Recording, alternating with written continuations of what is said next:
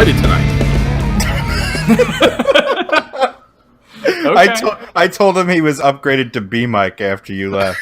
Wait, so what am I? Is it C mic now? You were gone, so Damn. you were completely irrelevant. Dude, I'm like Angela Yee on the Breakfast Club now. Wait a minute, is Jake mic? here? Jake, squeak if you're there. I'm here. There you He's go. the D mic. What a pathetic squiggle you have. Look at his little blip on there. It's like, I'm here. Bro, you gotta turn your gain up, which I don't think you can control on here, so I don't actually know what you're supposed to do. No, I definitely don't need to turn my gain up. He needs to turn his life up. It was too loud. Brian was telling me he got some new hash. Oh, okay. Yeah, I'm feeling fucking perfect right now. Great. All right. Don't let me It's a say great time to make an episode. Don't let me say anything stupid. I have no control over you whatsoever. You seem to forget that. Wait, so what is this? This is the Knife Nuts podcast, right? Because we're a minute in and we haven't said that yet. Oh, we're not. I thought we're recording, but we didn't start the podcast yet. Oh, okay. Think of this as bonus footage. All right. I still like it as the beginning. Hey, everyone, and welcome back to another episode of the Knife Nuts Welcome, Black. podcast. Welcome, what? You said welcome, Black. Welcome, Black. Do it all over. I did not. I thought. Did I say Black? No, you definitely didn't, but we'll review the tape later. Oh my God, this is going to be one of those nights. Yeah. Hey, everyone, and welcome back to another episode of the Knife Nuts podcast. First one in like a week where we didn't record. How's everybody another doing? week. We're not doing. Brian's going to be fucking. All right. I'm doing it again. No, do it. No, we're just going through it. Power through. No, I'm doing it again. Okay, And fine. there's going to be 3 in there because you know Dave's leaving all these. Yes. All right, fine. Hey, everyone, welcome back to another episode of the Knife Nuts podcast. This is the first time we've ever recorded twice in 1 week. Yeah, and if you are enjoying the crystal clear quality, it's because we've finally made some efforts to up our production game. The crystal clear quality is yet to be seen. Yeah, that's definitely an overstatement. I feel like something's definitely going to go wrong Absolutely. here. But Brian did get a new microphone, and we are Yeah? using an actual... What do you usually call this service? A podcast recording service, I guess. Recording service for money. Yeah. And cash This is money. what your hard-earned Patreon dollars are going to. That's right. So you might as well use headphones. I'm sure they're all thrilled. Yeah, I hope so. Brian, how's that new mic? You tell me. You, I can't hear it on my end. you sound good. That's a good point. Sound good? Yeah. Yeah. Sounds great. The hate will come through nice and clear now. Yeah. It'd be really funny if your New Jersey accent went away completely. It was all just It was just my phone. It was just your phone. I got that app that says talk like a New Jerseyan. Yeah. Yeah. Wow. Well, that's how we're going to make our money. Screw this podcast shit. That's actually a really good idea. I mean, T-Pain had like the auto-tune app that makes you sound like T-Pain. We just need one that makes you sound like Brian. Oh my God, it's part of the Brian No VR experience. Exactly. It's all coming together. Yes, it is. This is going to be a very listener-driven episode. Isn't that right, Dave? Yeah, because as it turns out, the knife world doesn't move that fast. So when you recorded 5 days ago, it turns out a lot of shit doesn't happen between then. So yeah, all Q&A stuff from Which listeners. is funny because there's no way we covered everything that happened in the knife world at all. We just did our own thing. Yeah, there's just like, I don't know. This isn't like politics or like the music industry or something. It shit doesn't move at a particularly rapid Well, that pace. and the last episode, half of it was about my hairline and explosions. Yes. It's true. Actually, you know what? It feels like there's a knife show every week now. Like this Paris one was, 2 weeks after G10? A lot of shilling going Which on is over in Paris. Oh, God. Yeah. Oh, some nice knives, though. That's for sure. Yeah, seriously. Well, there's a lot of really talented French makers, and then everybody from Europe presumably went. Goya had a representative for its chickpea. Its chickpeas there. Oh shit! The head of their creative department. Oh man! Emphasis on head. Emphasis on head, yes. Yeah, shout out to Goya. Solid chickpeas. They came away with an award for best folder for Goya. Yeah. Is that... I feel like that's kind of masturbatory. Can you give yourself an award? I mean, I just like to hear the word masturbate used in a different tense. That's never been done before. You can't. I mean, this is like giving yourself a nickname, which we've addressed before. You can't give yourself a nickname. I don't think you can give yourself an award. I don't know if the chickpea gave himself the award, but there was definitely some money collusion. exchanged in order. Let's get the Mueller probe on this shit, because there was definitely some collusion with the Russians. Well, obviously. Well, anyway. Well, how many people that won awards were actually sponsors? Oh shit, Brian! I think. Hold on, let me hit the bomb because we have a sound effect thing now. I mean, it didn't play. There we go.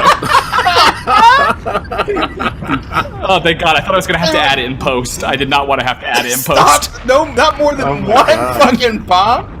I don't know. No one's gonna listen to this fucking podcast. Oh my God! Oh God! I don't know how to stop it. I think I stopped it. Why? I think it's done. 3 of them? Yeah, 3 of them.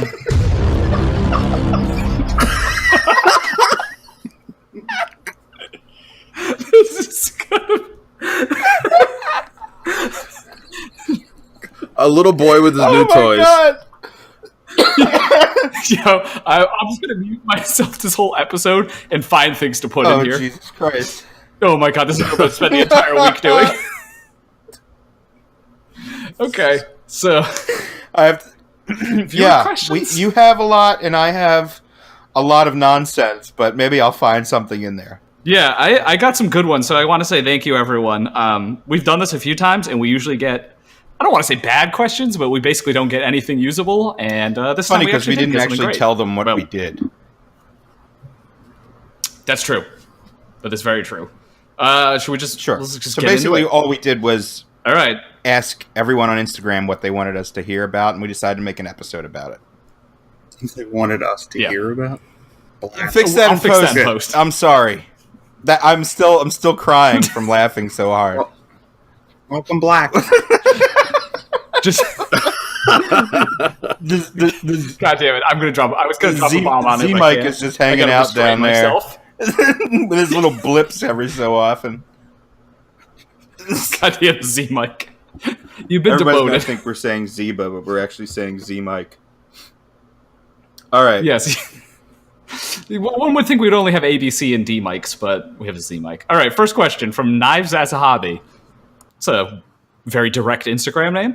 Thoughts on hype knives such as the Spectre, presumably Hope Blade Works, Koenig Arius, Grimsmo Norseman, Brown Knife Servo, the Gareth Bolsham Wari, etc. I don't know. It's hype. Doesn't necessarily make a knife bad or good. Some of those knives are good. Some are not so good. Like, I don't want a Gareth Bolsham Wari. They have like 0 detent, and Gareth Bull has some interesting past. It's been like kicked out of South African Knife Makers Guild. This guy just lists like every sucking, knife that so. Dr. Frunke likes. I was just about to say, this is the YouTube, YouTube channel right. of Dr. Frunke. Yeah. These are all very YouTube-y knives. I don't know. None of those knives really...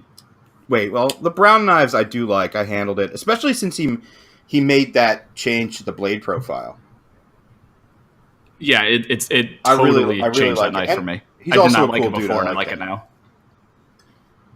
Yeah, he seems very nice, and he apparently listens to the podcast, so I'm really happy with that change. I imagine he's going to get rid of the over-travel stop I at think some it's an point, too. interesting little ornamentation on there, but with the way that he does his knives, it should just be integrated. Yeah, and I don't know. I think the more picky people don't like it. What about the Koenig Arius? I feel like this knife is so overexposed that I have no I don't appreciation have an for it issue anymore. with Koenig knives at all. I think they make a nice product. Bill and his team, they're nice people. They take their work very seriously. I had the Goblin prototype when they first came out. Excellent knife. I think I'll get another one down the road. And the Arius is a really nice knife, but it just never really spoke to me personally. No, Is it made by Millet? I can't remember. Was, and then, well, yeah, because Bill was really displeased with the way that was going. Yeah, I couldn't even keep track. I know they were affiliated at one point. He started his own machine shop. Oh, okay. That's part of the allure. Mm-hmm. Yeah, well, that's cool. There's not that many American knife companies manufacturing their own knives at this point. So. They operate more like a very small operation. You know, like if they could have them make something for you specifically. Yeah, I mean, they certainly do a lot of customization. The Ariuses seem to be pretty different. The Norseman at this point, though, it's 2018. What is there left to say about the Norseman? I'm over it. They've been making it for 6 years. Let me keep going on Koenig for a minute, because there was actually a bit of controversy that popped up in the past week that I do want to address. They are no longer warrantying any modified knives. So that set poorly with some. As far as I know, as of now, everything's been resolved, and it's purely their decision what they do with their warranty service. But a lot of their dealers, like Fanatic Edge and stuff, make a lot of their living by anodizing knives and stuff like that. Not to mention that particular dealer also sells a lot of Koenig knives, so it left a hole to do. And what do you guys think about that sort of situation where I have a question with that. Now, did they make that decision because they're getting a bunch of knives that have been put together wrong, I would imagine or there's jacked up by somebody else? Is that on too? Well, yeah, there's another one of Koenig's dealers, USA Made Blade, who does anodizing and laser etching or laser engraving of Koenig knives too. And so I immediately thought of that when I saw that. Yeah, I think what it was, that's been modified. It was a knee-jerk reaction to some of the stuff they had coming out. And from what I understand, it was just handled a little bit quickly, and to the surprise of dealers like Fanatic Edge and USA Made Blade. Yeah. Well, Tim Reeve will have to confirm this, but I think CRK doesn't warranty anything that's been modified, even though it was just electro anodizing. I think what happened now is like those companies are going to work with Koenig and do like runs in different colors and stuff like that or whatever. But either way, it all got... Yeah, if you have like a certified anodizer, not something by I see the happen too often in this community anymore, but it came to a resolution. Hinderer did the same thing a few years back. Yeah, well, Hinderer, Rick did a great... No, Rick went the opposite direction, where they'll let you modify anything as long as it doesn't damage the knife. It had been their policy that they would not warranty anything modified, and then before they opened it up completely, they opened it up to specific anodizing services that they had a relationship with. Yeah, now basically, as long as like the thing you do does not affect the functionality of the knife, they don't care. So you can even get regrinds. Wow, I think that's actually absurd. Yeah, I mean, maybe if you like had it regrinded and the edge is super thin and you like blow out the edge or something, they won't warranty that. But like if there's lock rock and you happen to have the edge reground or something, or the blade reground or the edge reprofiled. No, I meant the blade. I don't know. Like more dramatic. I don't think as a knife maker or a manufacturer I could warranty something that somebody reground. Oh yeah, I wouldn't blame companies for drawing the line there. I think ZT allows for anodizing. They don't allow for people using the knife though. I don't. Jake, what is this a reference to? About Chris Kelly's 550. Oh no. Yeah, what about if the regrind is done by the factory? and it's what did they do? Yeah, he snapped the tip. Oh, and instead of replacing the blade, did they just try and like grind a new tip into it? It's not good. That sounds terrible. Oh my god, it's probably. I'm assuming it lost like half an inch of blade. You remember those like car arms Delicas that were full length handle, but like a 1 inch blade? It kind of looks like that, but it's a 550. How'd you break the tip? How did he break the tip? He uses it every day as an electrician. Yeah. Did he hit like a live wire? No, I'm sure he was either using it as a screwdriver or a pry bar or something. Dude, I love the people that use their knives on and hit live wires with them, and when like the edge gets blown out, like literally a chunk blown out, they're upset. Like, what is the optimal outcome there? I don't know. They don't die. Yeah. I suppose. I mean, but that's the same thing as using it as a screwdriver and snapping off the tip. Would you expect the company to reblade your knife with a brand new blade because you cut through wires with it? I think he offered to pay for a new blade. Yeah, it's only $25 to have a blade replaced by ZT. Yeah, but they didn't have one because it's a discontinued model, and really the issue there was just the quality of the regrind. was so bad. It's just not something you'd expect to see from a company like that. Maybe I'll post a pic. If there's no replacements, then either way, can only do but so much. It's funny. He bought my my Spyderco Shaman, so I'm curious to see what that's going to look like in a month. All right, next question. Well, this isn't a question; it's just a statement. Apparently, Brian sounds like Big Pussy from The Sopranos. I assume everyone just thinks everyone that has a New Jersey accent sounds like someone from The Sopranos, so that makes sense. It wasn't far from my house. Yeah. All right, M. McCormick 1325. With what seems like a new one every day, what do you consider the best overall blade steel? I'm almost going to say it doesn't matter, because if you own more than, 5 knives, you'll never notice the difference. Hot take. For me, the only knives that really ever get used and abused are my Spydercos. And I have a couple like ZTs that I've really put through the paces. And I think Jake and I will probably agree, like, really good S30V works great. Mm-hmm. I've had mixed stuff with S35. It works, but I feel like it doesn't hold an edge any better than S30. It has less vanadium. It actually, I think, has slightly worse edge retention. That farting sound was Jake's disapproval of S35 VN. I was going to say, what the fuck was that? the wet. It's 1% less vanadium. I'll go on record saying the blade steel might make for 40% of the performance, and heat treat. 60% is the heat treat. Yeah. Well, and the edge geometry. Like if you have a super thin ground blade, everything else being equal, that's a different conversation. I hate to say it. I think the only time you really notice is when a blade steel is really bad. Everything basically above 8CR will probably work. I'll say I've worked other knives that I've used to like S110 and S90. Like they hold their edge. They perform as advertised, but they are a bitch. Yeah. To sharpen once they get back to, back to what you want them to do. Luckily, I have a Jake for that. Yeah, I honestly, I think you only really notice the bad steels and don't really notice the good steels. I've never had to. My Mini Typhoon is one of the knives that I use a lot, and I don't think I've ever had to resharpen it. Yeah, I mean, it's S90. I have not sharpened or touched mine. Honestly, like I think the only knives I've really had to sharpen like multiple times were like things in 14C28N, which is relatively. I like that steel too, though. But yeah, 14C28N is a great budget steel.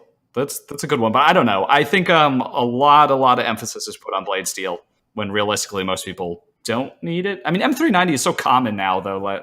M390 is the best overall steel. There we go. M390 is really good.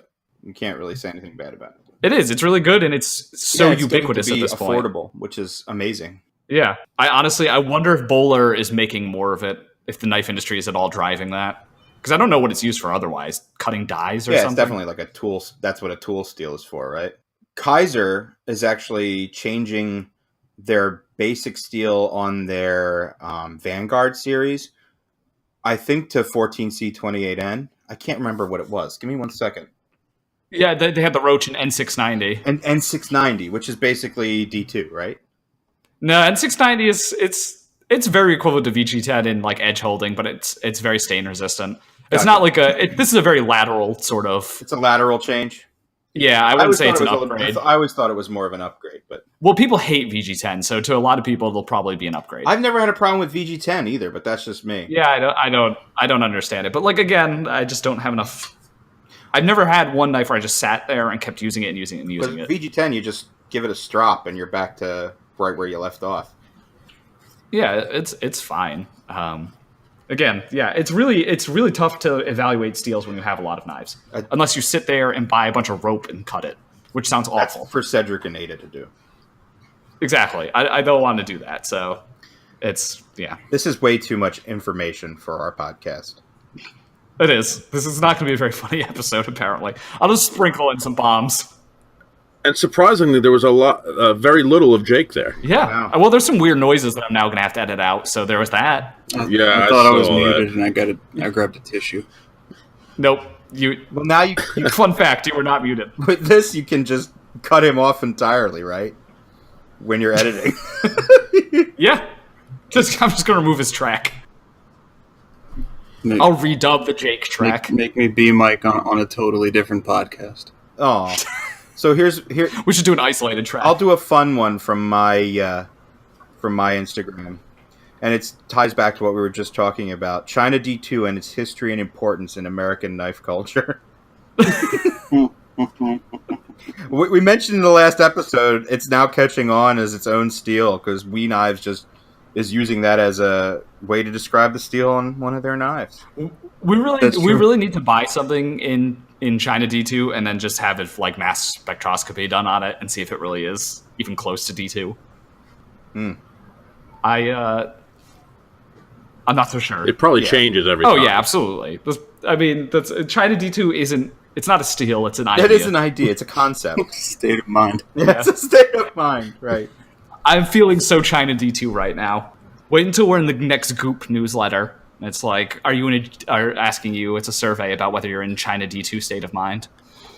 Did you just say that? Brian just dropped off. No, he muted himself. Apparently, he didn't. Well, that's good. Amazing time. Yeah, he was about to get real pissed, and then he muted himself. Yeah. Did you just say? Did you? Oh, that I muted myself. Wow, that was very lucky of me. You don't have to erase that now. What kind of news? Wait, just can you go back? What kind of newsletter was that? I know what he thinks you said, but that's not what he said. Goop, it's the health company that Gwyneth Paltrow owns. Oh, all right. I'm sorry. I was Jesus totally Christ. off base there. I heard something else. Yeah, no. Goop is this bullshit health company that Gwyneth Paltrow owns. Right. You don't have to keep saying it now. Goop. I want to know what you were thinking. I said No. No. Oh, I think I know what you said. Yeah, I think I know where that was going. Okay, Move on. Moving on. God damn it! All right, pick another question, Dave.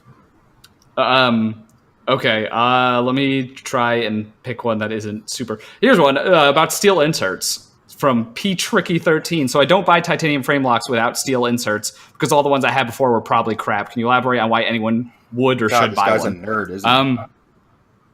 I mean, because you can make a frame lock without a steel insert that works. I've had plenty of ones with inserts that have had lock issues. In fact, it's pretty easy to get lock slip. What was the question? Why anyone would buy a titanium on steel frame lock interface, like one without an insert? I mean, because it works. The question itself is juvenile. Wow, that's very very nice. Yeah, I don't like this question. It does work. There's different ways of having, there's something to be said about making a titanium on steel lock work. It just goes into how well that knife is made.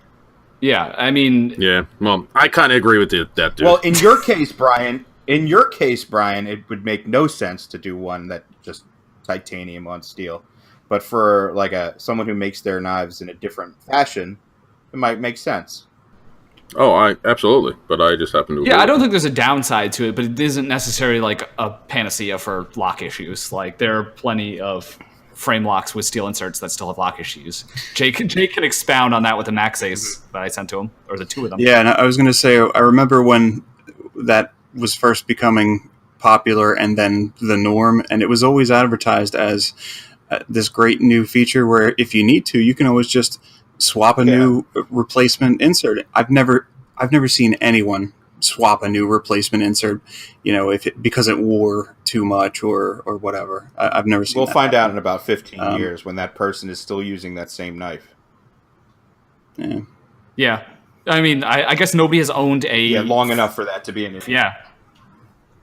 Except maybe Chris Kelly, because he had. But simultaneously, I've handled plenty of old titanium frame locks, 20-year-old Striders or whatever that are fine. So I don't know. How could you tell it was 20 years old versus being 5 years old? You know what I mean? Because Striders have late lockup to begin with. Blue line, whatever. There's a website that helps you date them. You count its rings. Yeah, you count its rings. Actually, that's true. You can tell. Okay. But anyway, I prefer titanium frame locks without inserts. Move on. Now you can move on. I had to repeat that. That's a hot take. That's a hot take.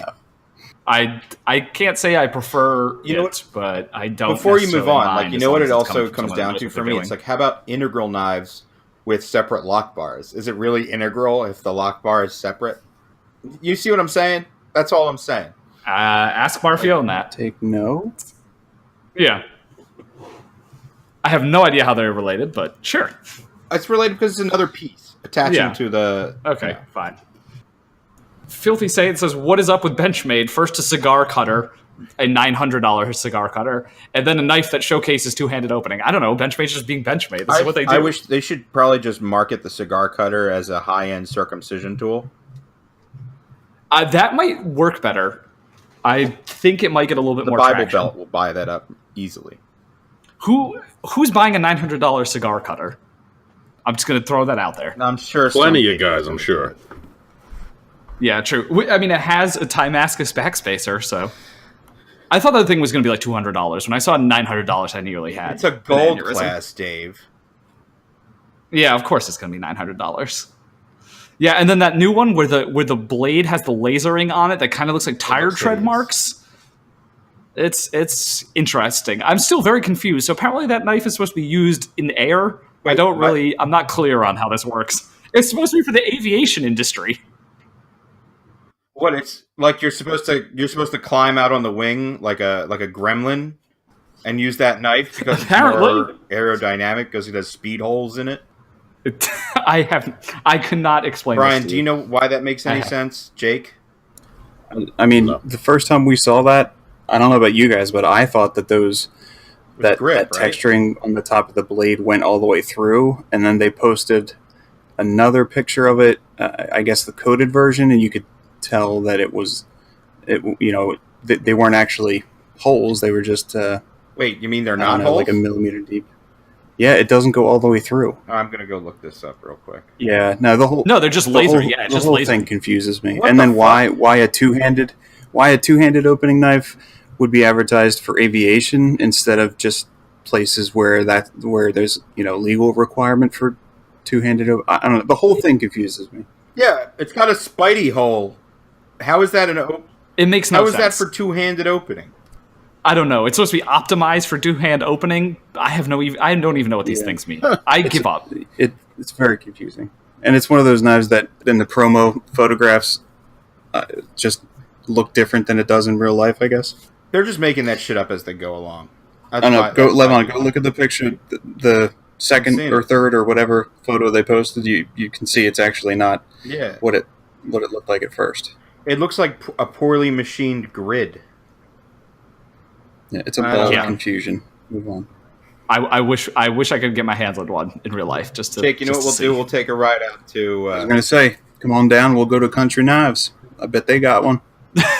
They got one. They almost certainly every color with serrations and without, and they're $400. All right. You got a question from yours? I'm sure I do. I think there was a good one. It was funny. I actually went through and I have there's a lot of comments. There's like 40 comments on here, and I was like, listen to episode 26. Listen to episode 26. Because most of it is all stuff that we covered in there. Yeah, we thought it was going to be a bad episode, but apparently we hit everything. Okay. There's some real funny bits in there. I was quite pleased with it. It didn't feel that great when it was happening towards the end. But it opened with a high energy ranting and raving Brian. You know that's going to be a winner. Yeah, it's always a home run. I don't know what you mean. Here's one from Pat, SharpDad33, about a lot of words strung together. I'm going to try and interpret this. I think it's about how Viper has bad quality control. I think we talked about that on the last episode. Yeah, we did. It literally did cover that in the last episode. All right. Okay. Episode 26. Yeah, go listen to a different episode, not this one. Just stop listening now and go listen to the last one. Go listen to that. Okay, so apparently releasing episodes this close together was not our best idea. We're doing okay. Yeah. Oh, okay. Here's a fun one. So Nate Hanneman asked, which member of the Knife Nuts would be most likely to survive a zombie apocalypse and why? This one got a lot of likes, so I'm just going to go ahead and say this right now. I do not have any loved ones to care for. I do not have any children or pets. Just let me go in the first wave. When there's the big mass extinction event that signifies it as an apocalypse, I want out. All right, so you don't want to try. You don't even want to try. I don't want to. What do I want to struggle without running water, internet, electricity, personal hygiene? Like, nah, I'm good. Just let me go. 3/4 of the population was annihilated in the first wave. They were someone has to be in that 3/4. They were the lucky ones. Exactly. All right. Like, everyone's seen this post-apocalyptic shit enough. I will be the first person to die willingly because I do not want to live like You got to at least Eli take shit. someone out with the Camp 18. Everything got real quiet all of a sudden. Why?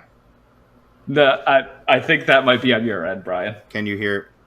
I don't know.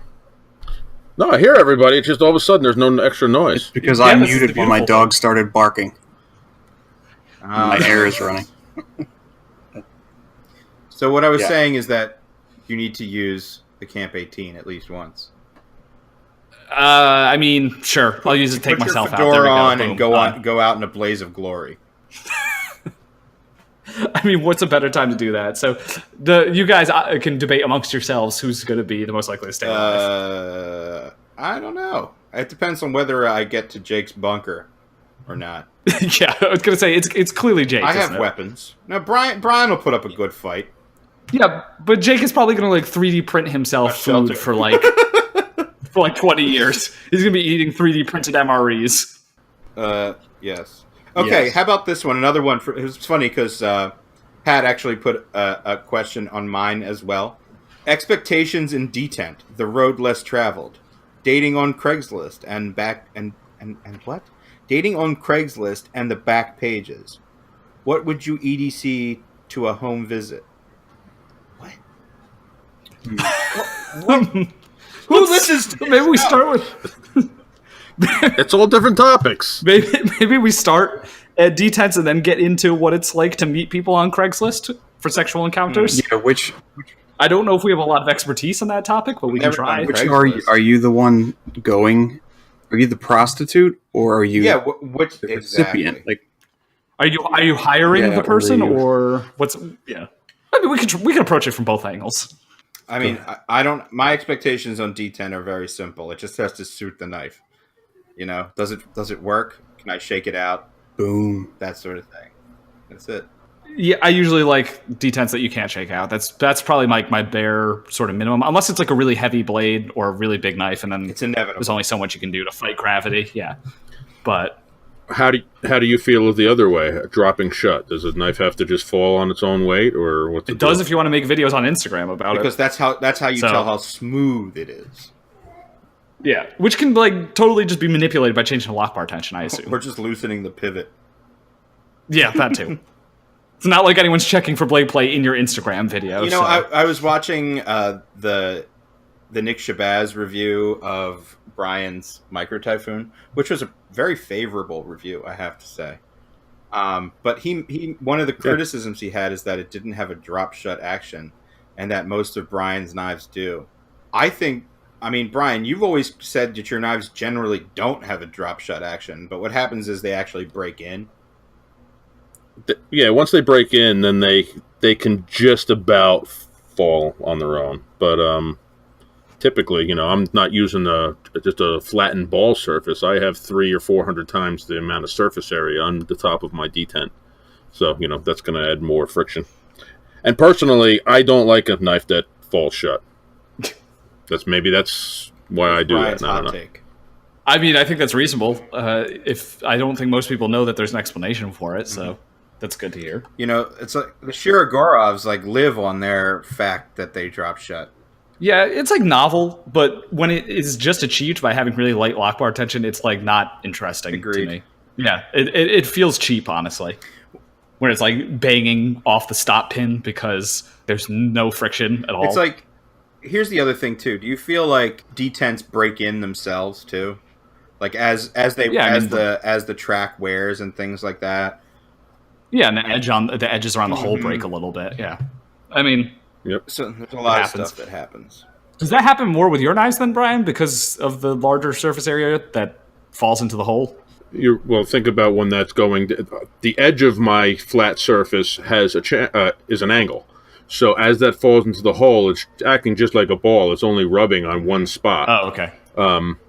So does it wear in? Are you going to start to soften that edge? Of course. Yeah. You know, it's but my lock bar pressures. That's another reason why mine don't just fall shut. That amount of lock bar pressure on that flat surface, it creates a lot of friction. Is there really an argument against strong lock bar tension aside from the fact that it's kind of uncomfortable? I don't like an overzealous amount of lock bar tension.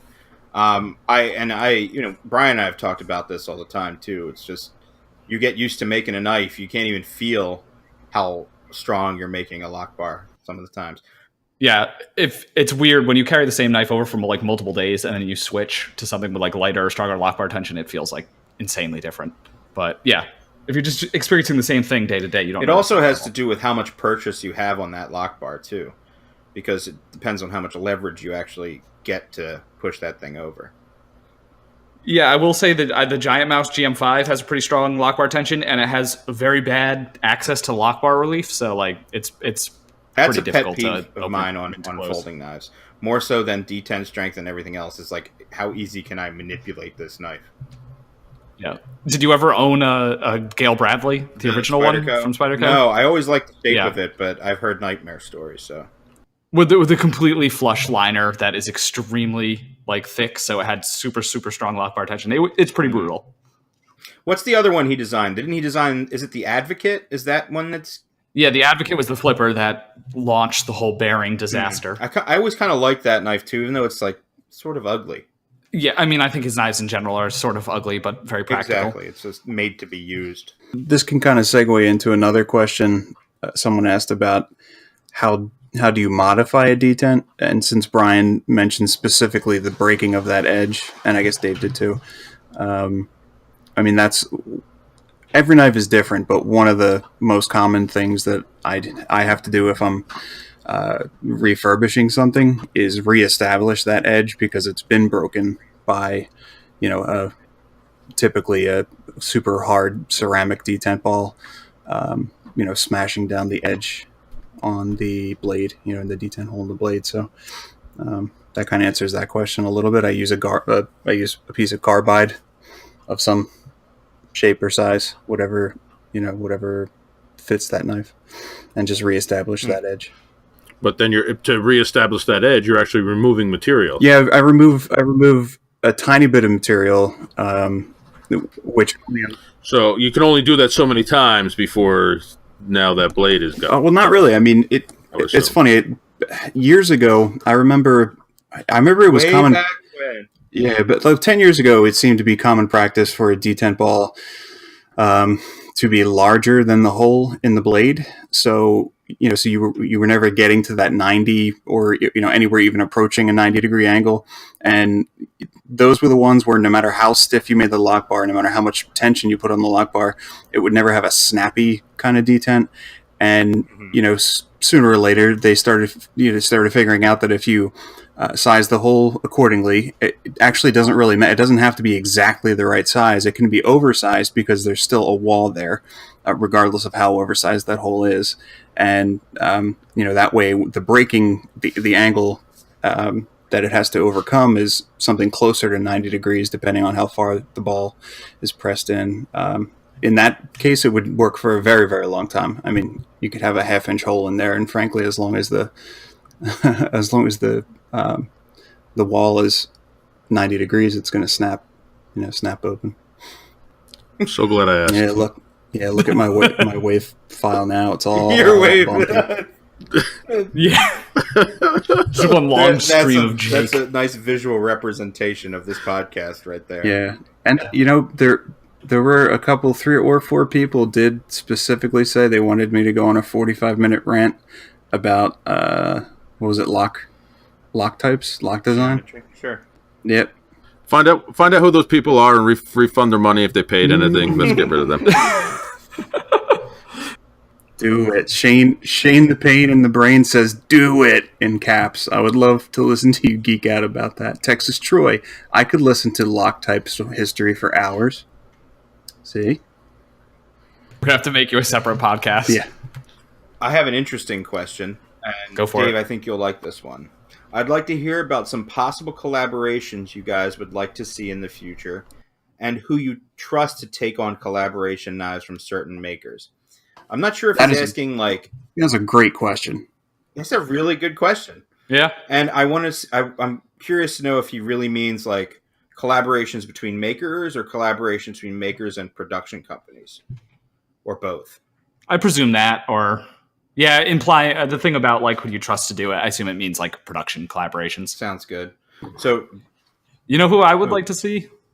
Sorry, I just totally just jumped in there. I would like Snex Tan to get another run at a production knife that wasn't the CKF Terra, because I thought that was not very exciting. It totally did not do justice anything to, like, he does. his skills. And especially since now CKF is...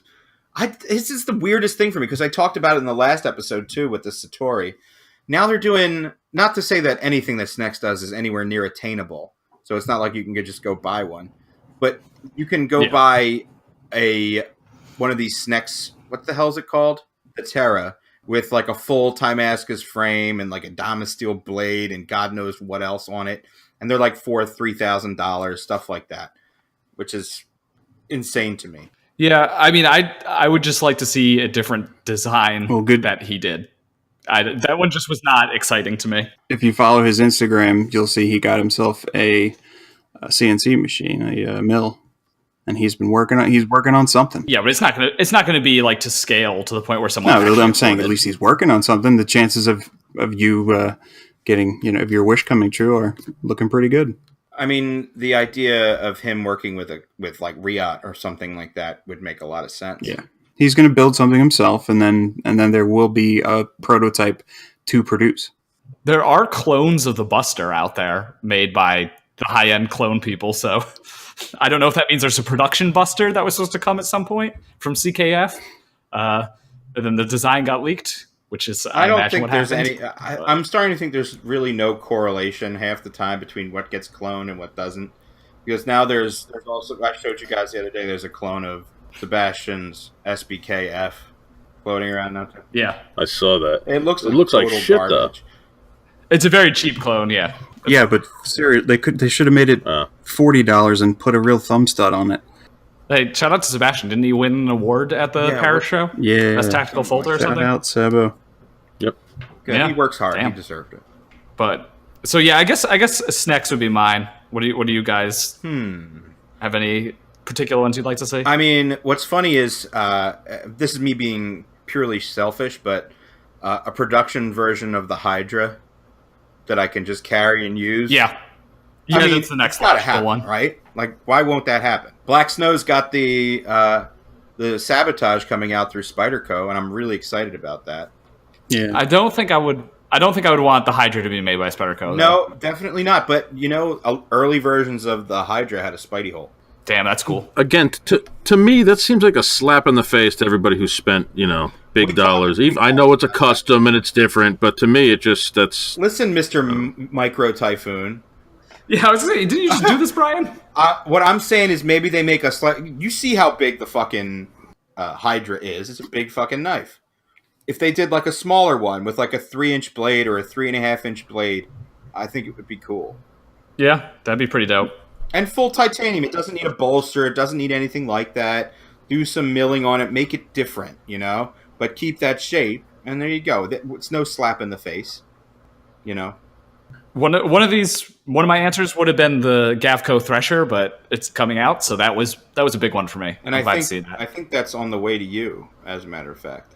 Is it? Yeah. We still have those protos? I have a proto that is for keeps.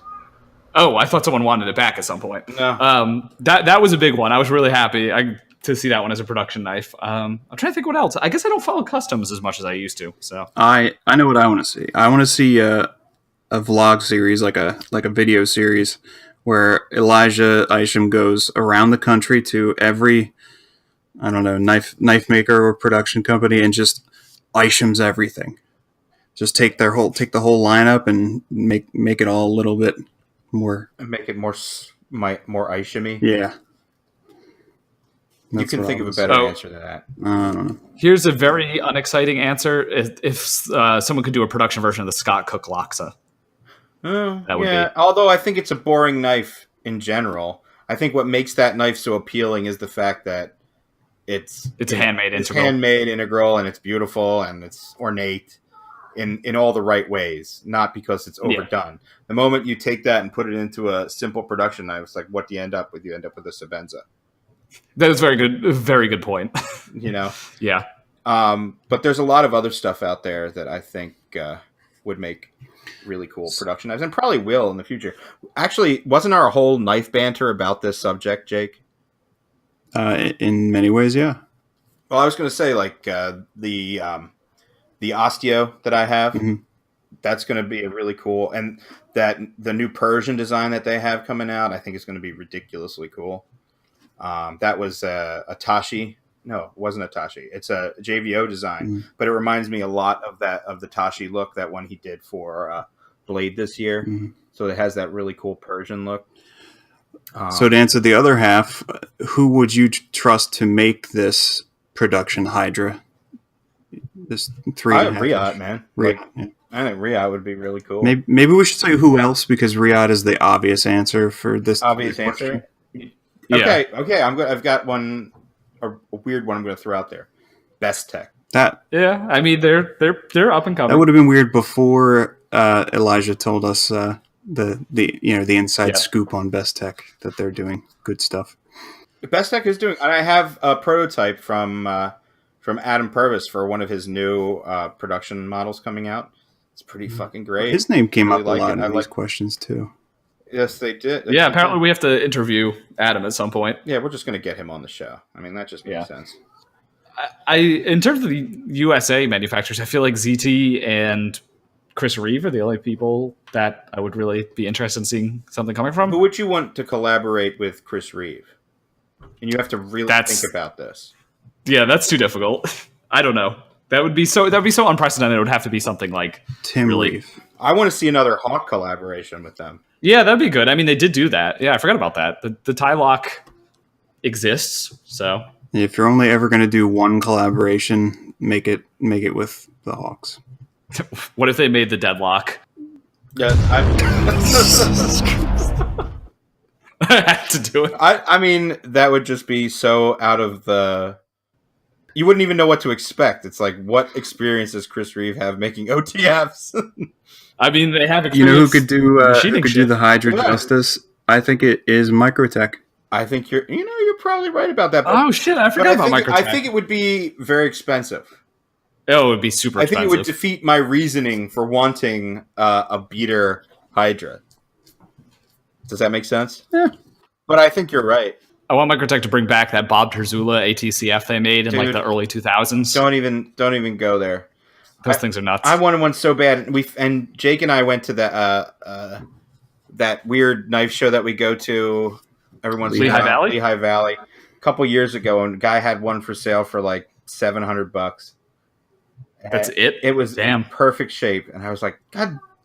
And I was like, I even took the guy's card, and I never called him. I'm sure it's gone by now, but it was really nice. Yeah. I really wanted it.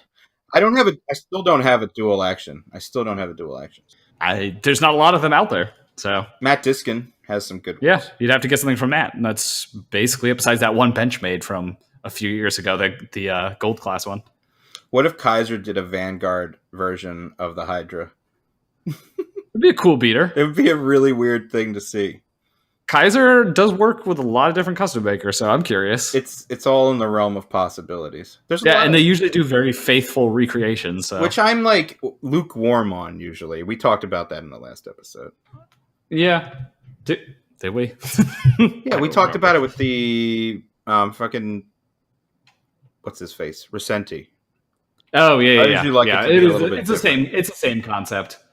Yeah, I'm surprised Microtech hasn't come out with a production version of the Stitch, and I think that's just to protect, like a frame lock version, and not an auto.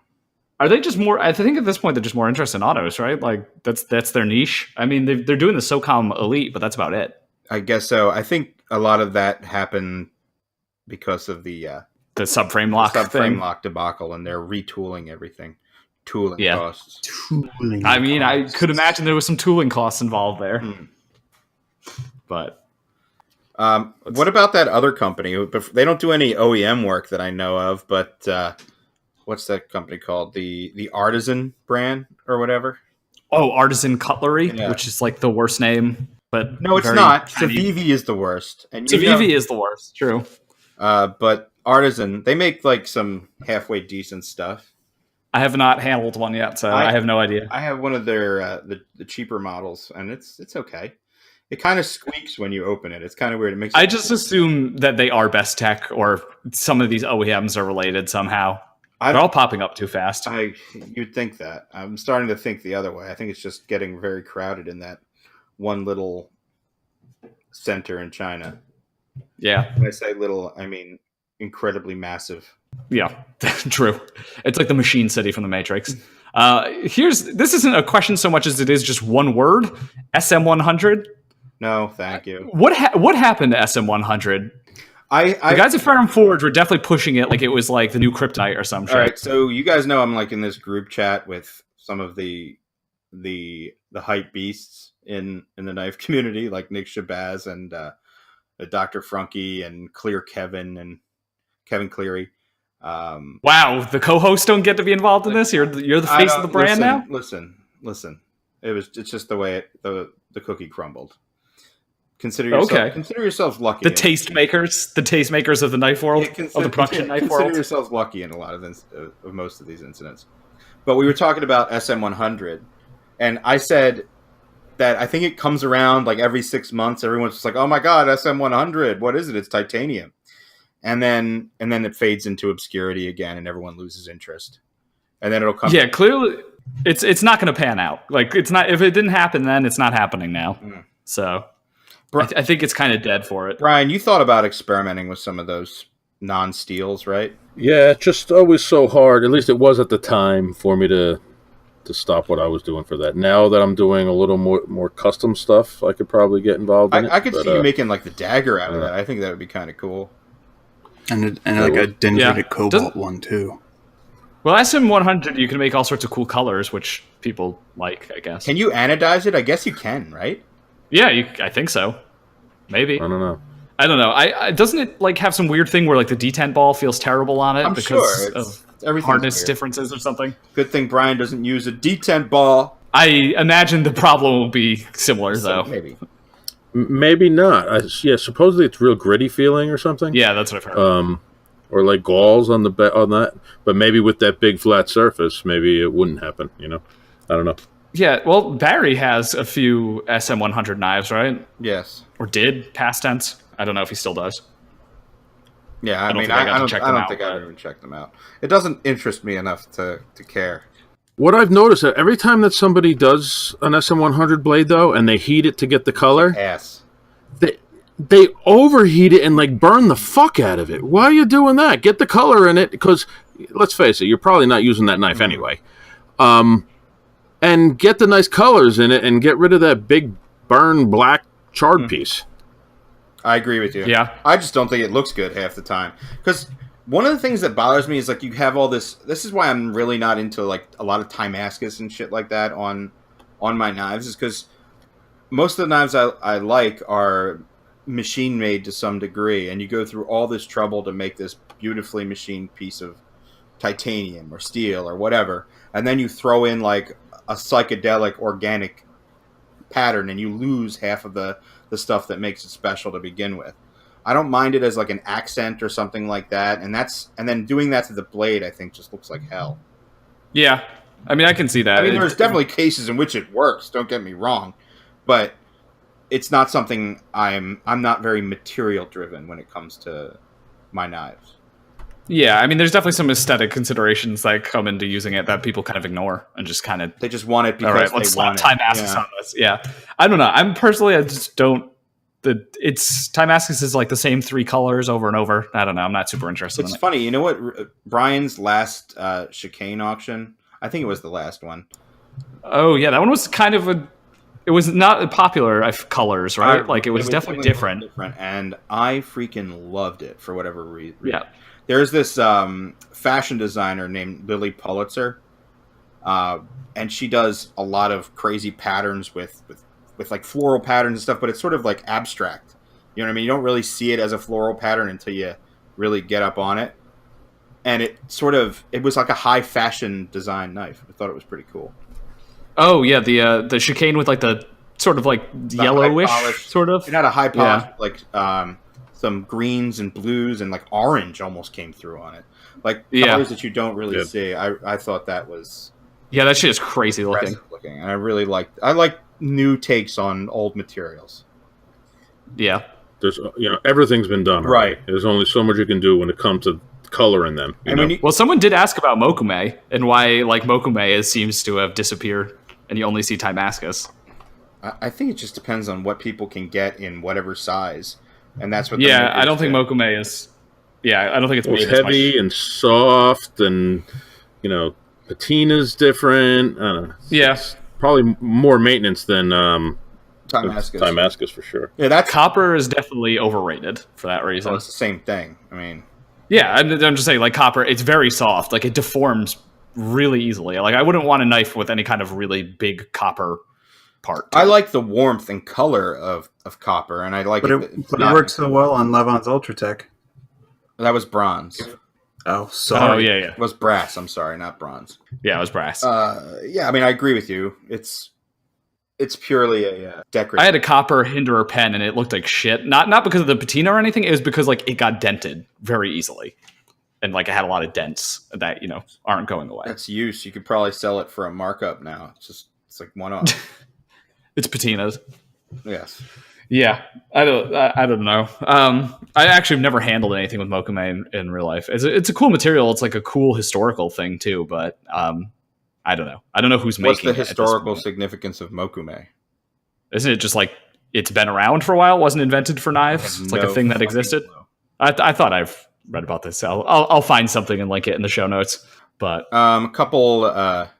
here's a couple good ones on my thing here. One that just popped up actually. How certain companies, this was posted 2 minutes ago, how certain companies like Tangram, Reich, how do you say that? Rake. No, that's not how you spell rake. It's rake. That's how it's pronounced. R-U-I-K-E is pronounced rake.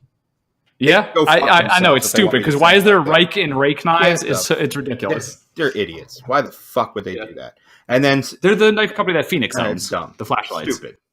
Dumb. Civivi is the other one.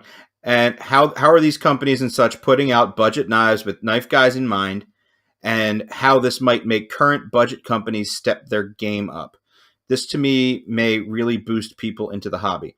Like, I understand what this person is saying. It happens to be Ocon77. That a lot of these companies that are coming out of the woodwork are putting out knives that you'd actually want to buy if you happen to know that they exist. The issue I have is like other budget companies. Are we talking about like CRKT? Is that a budget company? Is that who we're talking about? Yeah, Kershaw. Yeah. I mean, Kershaw is trying to step their game up a little bit, especially with some of the recent designs. CRKT is not. So we'll see. It's not. It is not. I did not. It did not. It did not hit her. But I see what he means. I think that's really true. And I think the best one, and I said this again in the last episode, is the Civivi at $43. I think that's really freaking cool. Yeah, they just don't have the marketing power of like Kershaw or... it's Wee Knives, man. Wee Knives is getting there. Yeah, but they're not in stores. Like you can buy like a shitty Kershaw in Walmart. And for that reason, I don't think anyone's going to be affected to necessarily... Yeah, they don't necessarily need to step up their brand because they have their shit is in Walmart, right, which is so massive as a company. Yeah, like I think a $30 made in China Kershaw is way worse than a $30 Tangram. Like it's actually quite hard to debate that. Like I have an Atmos sitting next to me and it has a nice satin finish, but in comparison to like, I don't know, that Tangram Vector, it's like leagues. And those rake knives, oh my God, I can't believe that. I have one of those too, actually. I forgot I own one. They're like...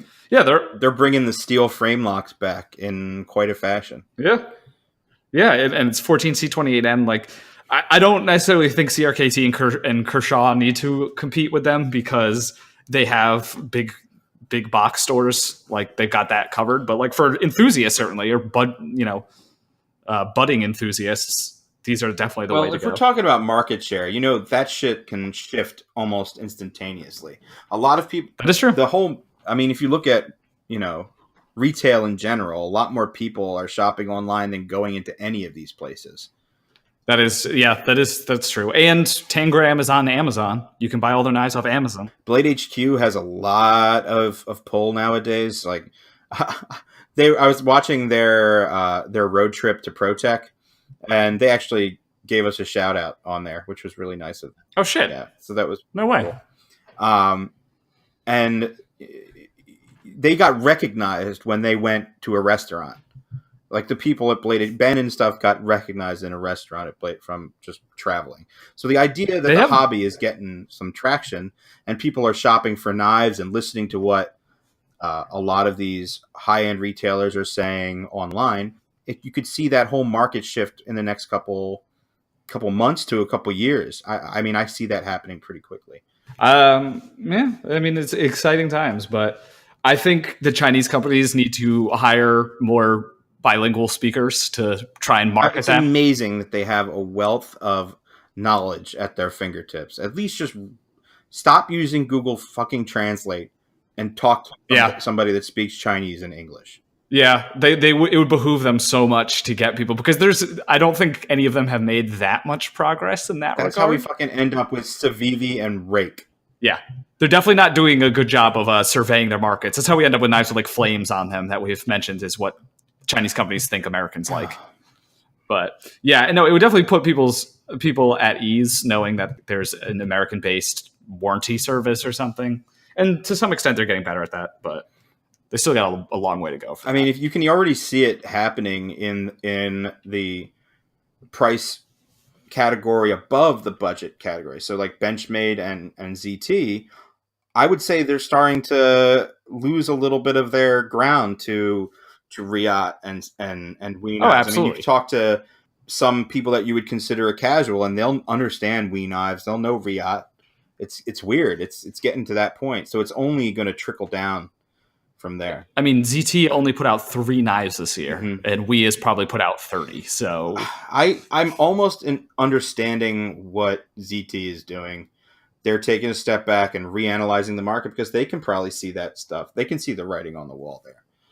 Yeah, absolutely. But they also have a lot more distribution as well, too, that they can fall back on. They do, and I think they might. I don't know if does ZT have the same amount of employees as Wee. I think Wee might be bigger than them. I mean, certainly cheaper labor. Yeah, that is true. So, yeah, well, it's an interesting thing to watch. And I mean, just in the amount of time that we've been into knives, the whole thing has changed. Yeah, someone did ask about our history and progression of our collecting. Well, this stuff definitely didn't exist when we first got knives. Exactly. Which isn't even like none of us have been collecting that long. What, like 7-8 years? Mm-hmm.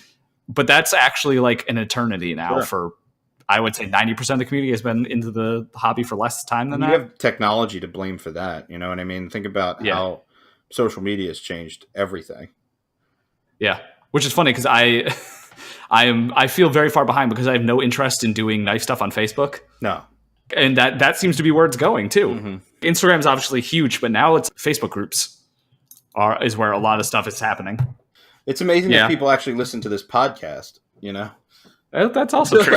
Maybe not after this episode. Right. This is too much information for something that we do. Yeah, I know. I'm not even going to be able to come up with the title because nothing funny has actually occurred in this episode. Jake made a wet fart noise. There we go. Call it wet That's fart. Our dose of humor. I think he's gone. I think he's gone. He's there.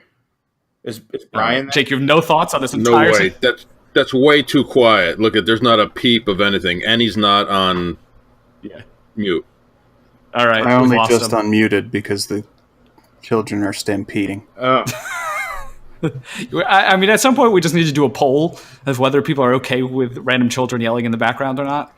Yeah. Because the yelling... You can significantly less Jake without it. The yelling isn't as big of a deal. Well, now you can get rid of it. It doesn't matter. Stomping. Like, it's so loud. It's insane.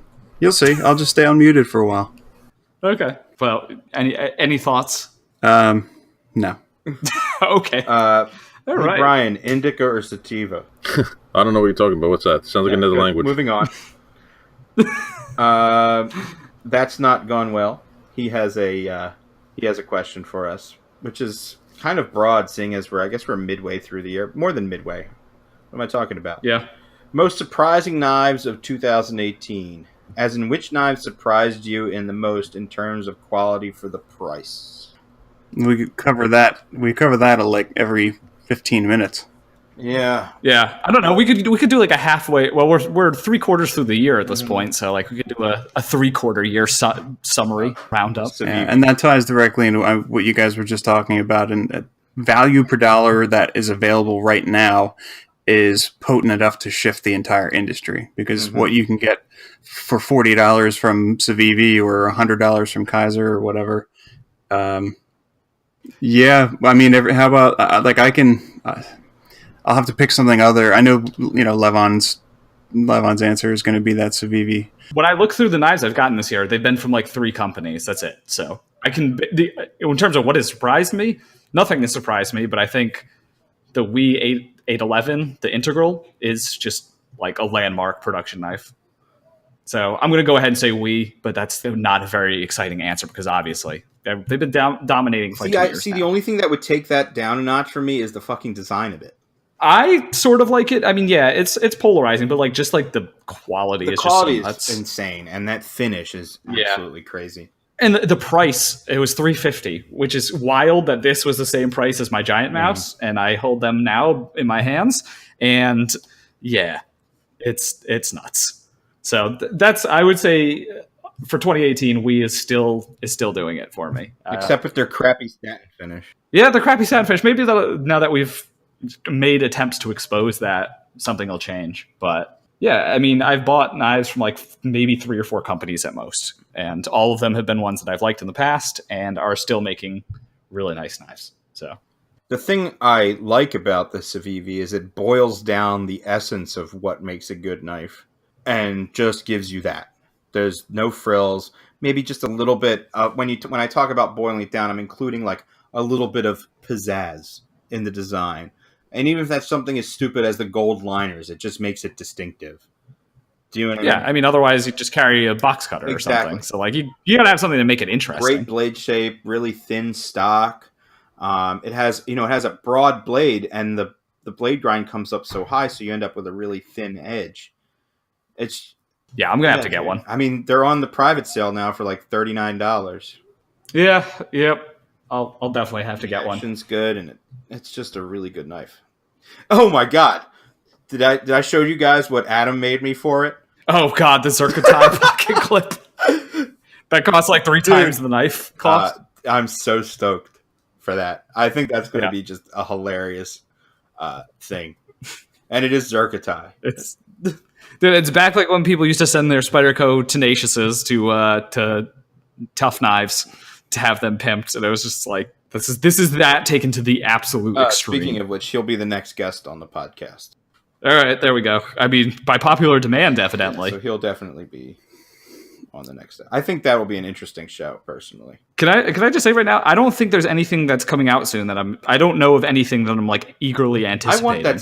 I want that revised Kaiser Nomad, the Pinkerton design, the one that. Yeah, that one's out. Like, but I can't. You can get those. I didn't get it yet. Is all I'm saying. And I think it was out a while ago with a finish that didn't do anything for me. Yeah, they redid. Yeah, that's on the second iteration of that now. I don't know. I guess ZT still has that one, the bigger version of the Atmos. Yeah, that's the only knife left that I know that's coming out. That'll be out in a month. That's getting ready. Yeah, there's really not getting ready to ship now. Not a lot that I'm super anticipating for the rest of the year. As far as like in the other price range of stuff that surprised me, like in the $200 to $400 range, what have I got that really surprised me? Not too much. Oh my god! You know what knife I love, and I never would have guessed by looking at it, is the Hawk Surge Orbit. Yeah, that's a cool knife. I mean, it's so limited though. Yeah, you can't really get your hands on them, and they're pricey. I think they're like just under $500, but the amount of joy I get out of that knife just playing with it is awesome. I gotta send that one to you. You can still get a lot per dollar from Aaron Frederick too.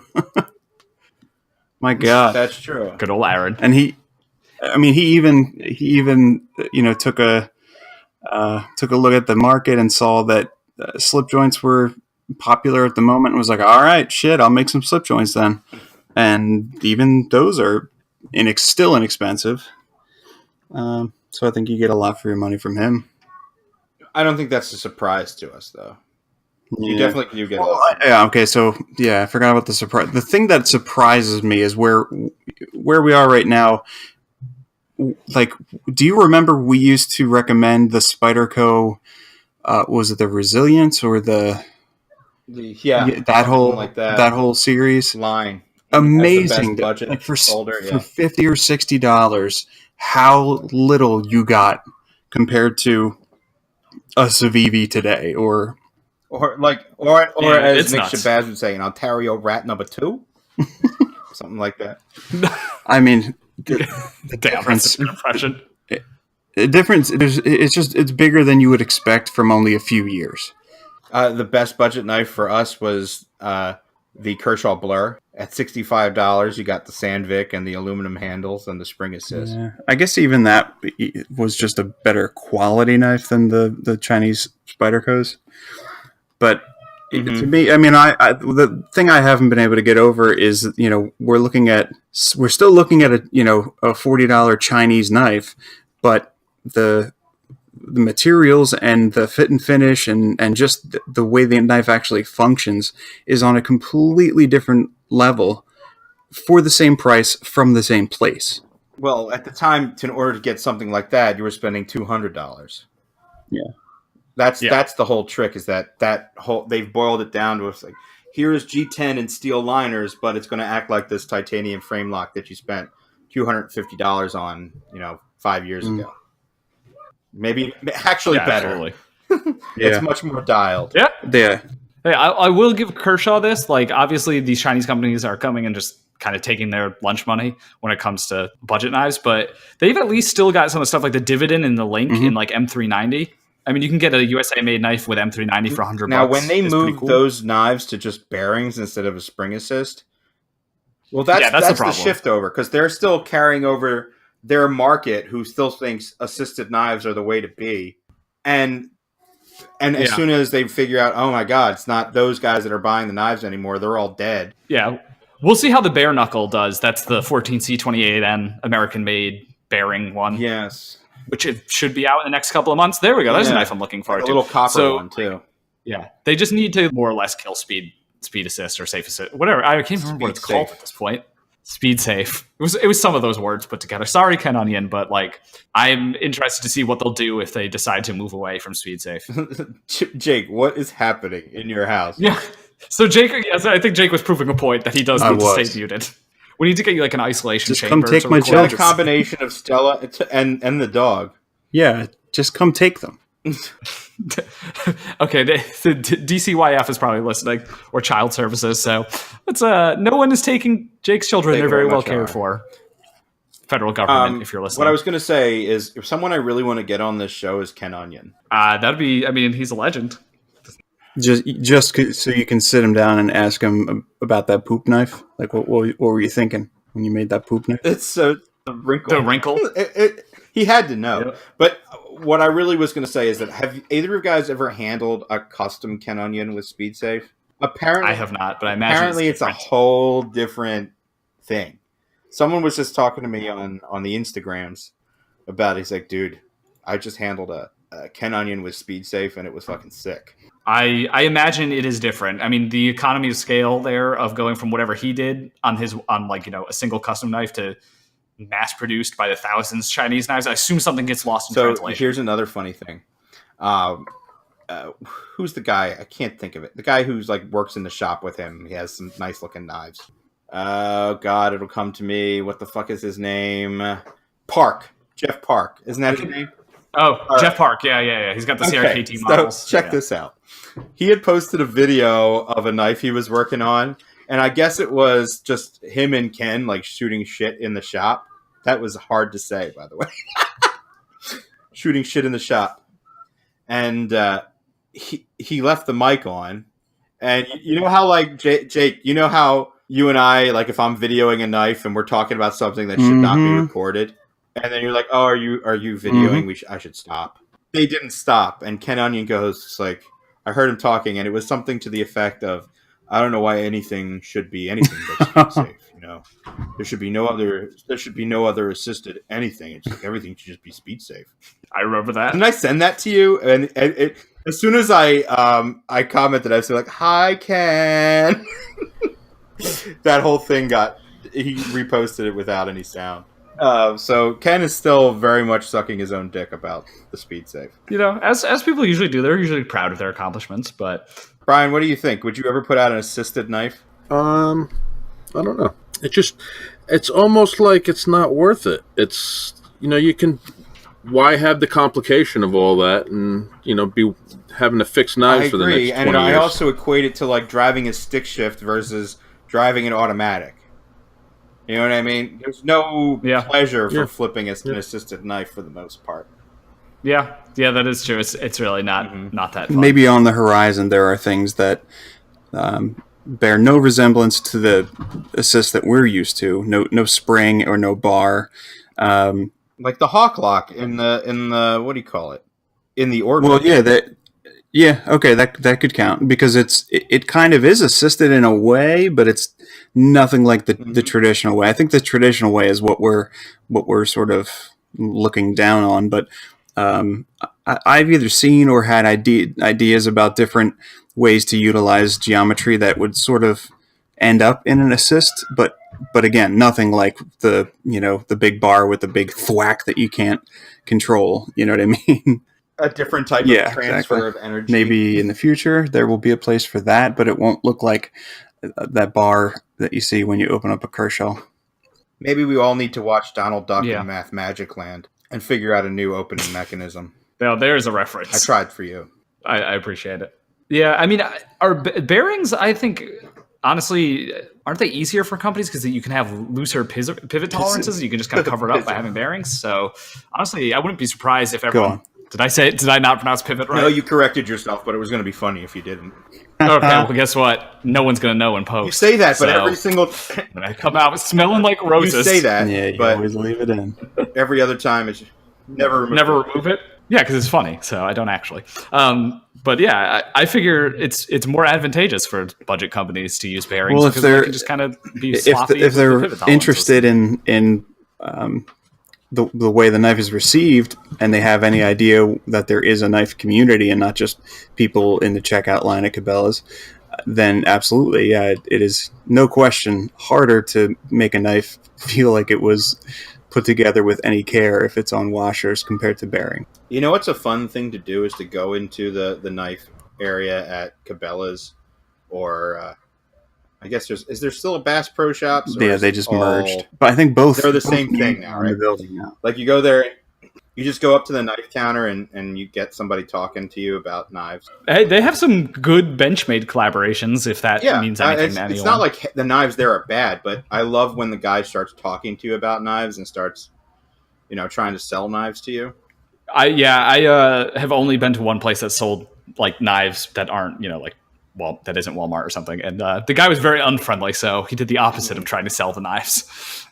So it was a cigar shop. That's weird. You walked in here with your ponytail. What are the chances of that? We also have a cigar shop where one of the people that runs the shop was apparently into knives, and so they have a little section of Benchmades and Spydercos and stuff like that. What place are you fucking talking about, Jake? Where is yours? Ours is in Lancaster. Yeah. Are you talking about that place that's got to be... Is it still there in that mall? Yeah. I haven't been there in years, but you remember that back in like 2012, that was a pilgrimage to go out there and actually see knives that we can't afford. I mean, we went there once. I just didn't bring you, apparently. Really? Anyway. Me too. I bought a CRKT there. A Ken Onion design. Can you guess which one it was? Not you, Jake. The Swindle. It was the Swindle. God damn. Yeah, of course it was the Swindle. It's the best knife CRKT has ever made. I'm just going to throw that out there. Yeah, it was the Swindle. I'm coming in with a hot take. I bought one. I bought a Swindle at one point. The ribbed one. It was the. I don't like calling it ribbed. It was grooved. Grooved. Yeah, I'm going to call it grooved. Because the grooved one had better steel. Yeah, it had 12C27 instead of 8CR. So Yeah. So it was like I gave one to my mom. It was marginally better, but that knife flipped well. It was nice. I liked it a lot. That was I gave one to girlfriend at the time. I gave it to Stefan, never to be seen again. That might be the best. Actually, no. That's probably one of the best knives I've ever gifted to somebody. I've given my brother knives, and I'm sure there's some weird stuff, Jake. Yeah. You know all the ones that you say are missing? That Jake insists that I have an entire quote-unquote roll-up of knives that he hasn't seen in years. And I think a lot of them are with... What is the worst knife you've ever gifted someone? Definitely the one I sent you, Dave. Oh, okay. Yeah, the SOG, the fake SOG. All right, this one is sort of, it doesn't immediately sound like the worst one, but I gave, so in 2015, my friend who, he went to West Point, he's in the Army still, shout out to him. It was his first engagement. I gave him an Emerson CQC10, and I now feel really bad about that because I hate Emerson, and I feel like I really betrayed him by giving him an Emerson. But was it a real Emerson or the Kershaw? Yeah. No, it was a real Emerson CQC10, and I regret it now because I wish I had given him something different. Because I've given people the Kershaw versions, and they're still going strong. Yeah, I mean, honestly, it would have been better. But in retrospect, like if I was going to give someone a $200 knife right now and I gave them an Emerson, I would. Yeah, you'd be fired off this podcast. Yes, please actually do that. If I recommend an Emerson to somebody, regret. I gave someone what's that Sinkovich design? The old Kershaw Sinkovich design. They did 2 sizes of it. Oh, yes. I also bought one for someone and it was terrible. Oh, Nura. The Nura. I had such. That was a bad knife. I had high hopes for that knife. You gifted that to Barry, donkey shit. Our other friend Barry. No, I didn't. I was going to say they cannot be the Barry of custom knife collecting fame. Maybe I gave him the. I think I gave him the large one, and I gave Christine the small one. They were both donkey dick, bro. The small one surprisingly the flipped big one okay. did not. The big one did not flip at all. I recently found the first knife I ever bought off the internet. Not the first knife I ever bought, but the first one I ever bought off the internet. My parents are planning on moving out of their house eventually, and they were cleaning up, and they found it. It is an M-Tech fixed blade. It is like, I'll take a picture of it next time I'm around it. It's sort of like a kukri. It's in a nylon sheath. It apparently cost me about $16 from Amazon back in 2010, maybe, and it's not good. It's really not good. I think we need to do something with it. It's my first knife ever. It's very bad. Maybe we should all go find our first knife. The first knife I bought off the internet. Jake, do you know?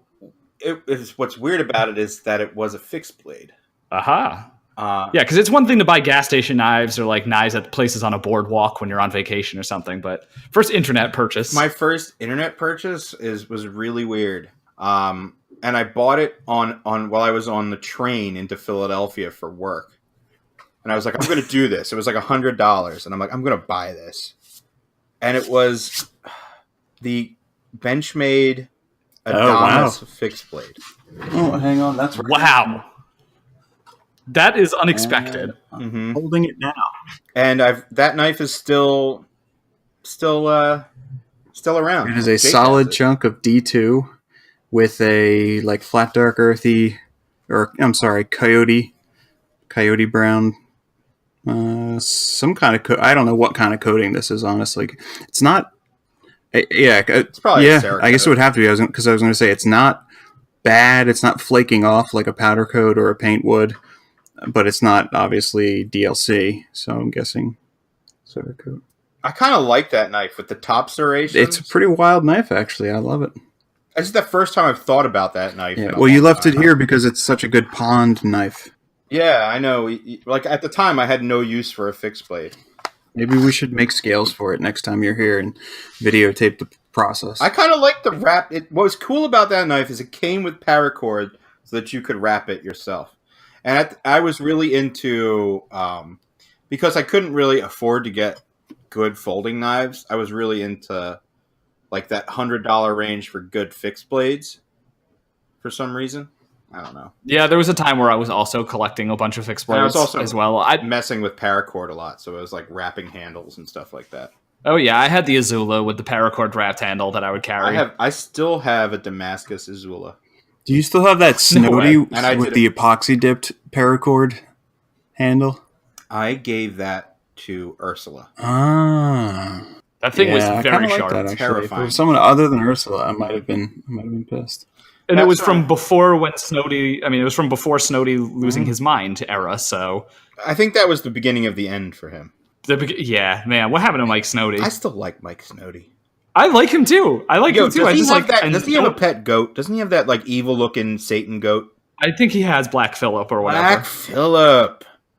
Yeah, but anyway, I don't know. I think he has some other occupation because clearly he's not knife making. Or he's got his primary a rich wife or something. I'm going with rich wife. He's definitely got something going on, but yeah, that's unfortunate because I love Snody. So, but now he makes videos of him like using an auger to dig holes in the ground, and I just like the long hair and the mustache. I don't know what's happening, but I kind of enjoy it. Maybe he makes machinery for stuff like that. I don't know. Like the Hawks, they make their money by making mining equipment. That is true. So back to that question before. You know what? I want to see Grant and Gavin Hawk paired with a production company that can actually make their knives in like big numbers, right?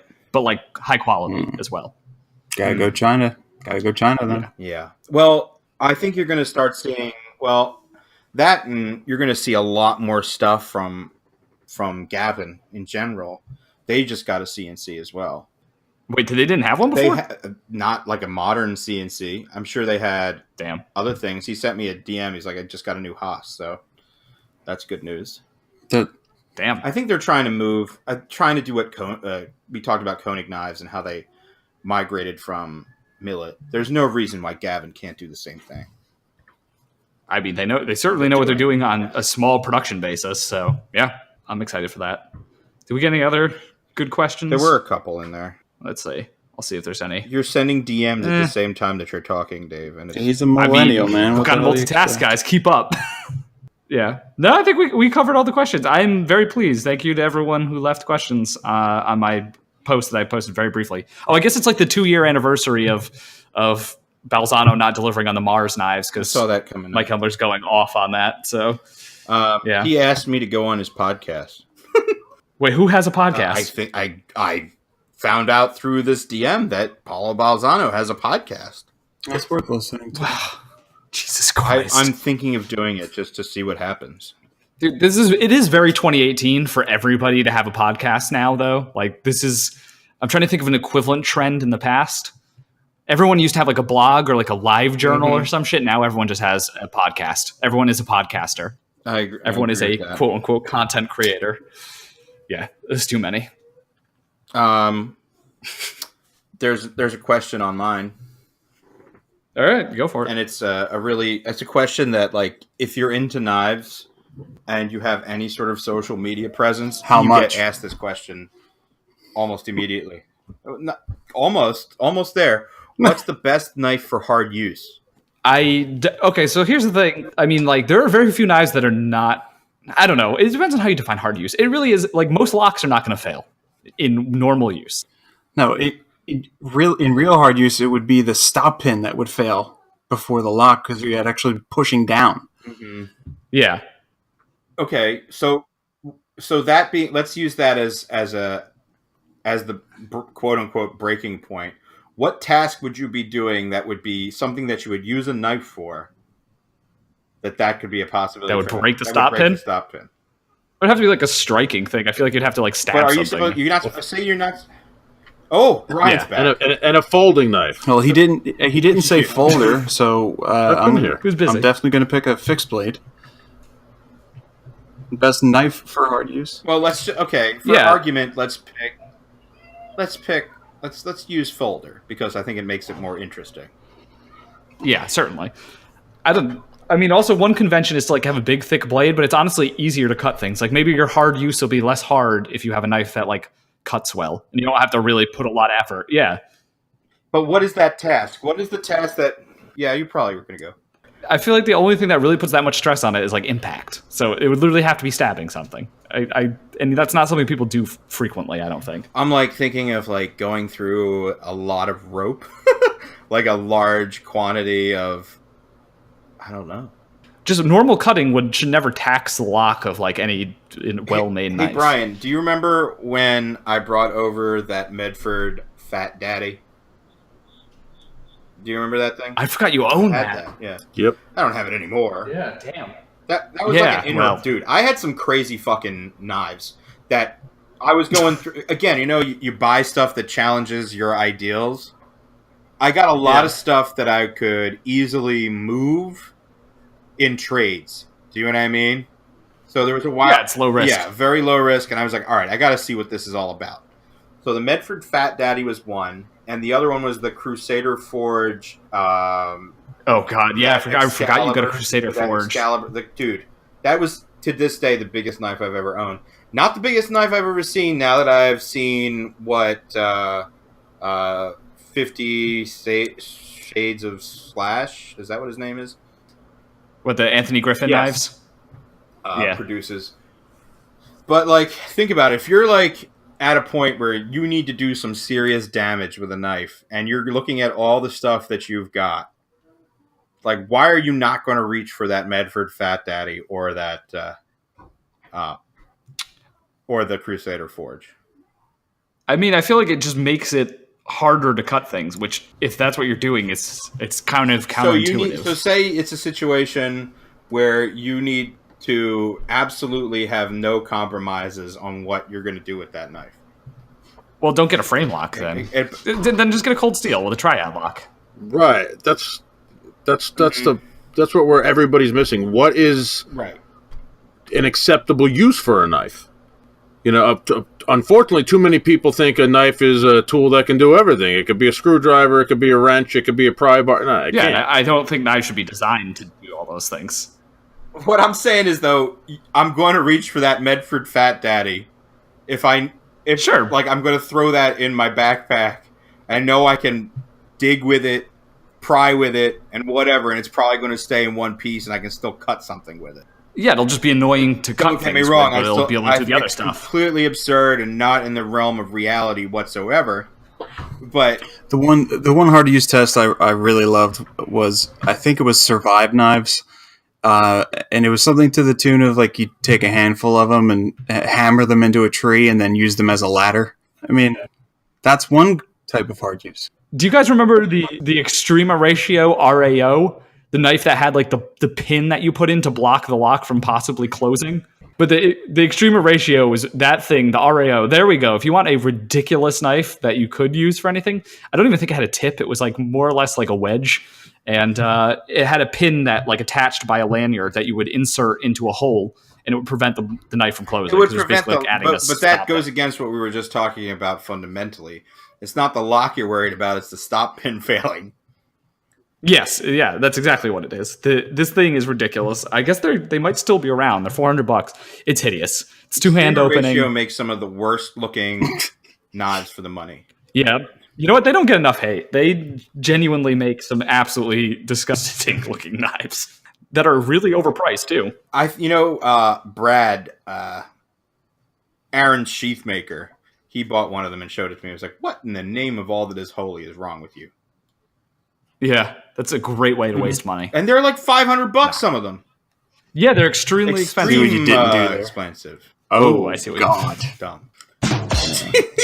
God, he loves this. Look at him. Oh, dude. We're a proper podcast now. We have a soundboard. Gotta have one. Let's see. Was there anything else?